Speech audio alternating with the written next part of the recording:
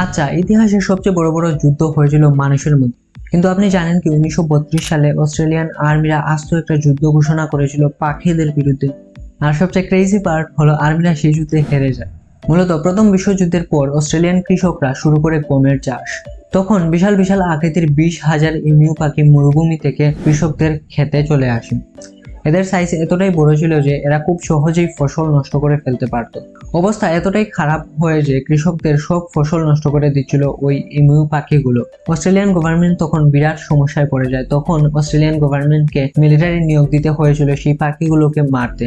আর্মিরা full ready হয়ে নিজেদের Luis machine gun নিয়ে মাঠে নেমে পড়লো। তারা ভাবলো পাখিদের হারানো তো একদম ইজি ব্যাপার, কিন্তু সবচেয়ে অবিশ্বাস্য ব্যাপার হলো পাখিগুলো ছিল এতটাই দ্রুত গতির যে চোখের নিমিষে তারা পালিয়ে যেত এবং ছোট ছোট দলে ভাগ হয়ে খুব সহজেই পালিয়ে যেতে পারত।